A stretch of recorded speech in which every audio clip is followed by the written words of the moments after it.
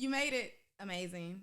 So we are hopping in and we're starting off strong. Number one, let's clarify what an ADU is. ADU stands for accessory dwelling unit. It is a fully functional secondary space that is on your property. So ADU versus tiny house. A ADU is a type of tiny house that is permanently affixed on a property that already has a primary home. A tiny home can stand alone. It can just be out in a random field somewhere, but an ADU must be accessory to a primary home.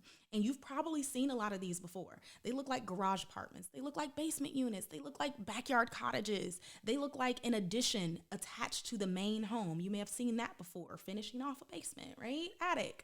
Basically, think Fresh Prince of Bel-Air and that pool house that they had out back. That was an accessory dwelling unit. But the real conversation is not what it is. It's actually what it allows you to do. You can create additional income. You can make space for family. My sister's family have lived in this space right here. You can build flexibility in a very uncertain market, meaning that you can always cash flow this, rent it, whether short-term, long-term, per hour, whatever it is, and just increase that long-term property value that I know you have top of mind.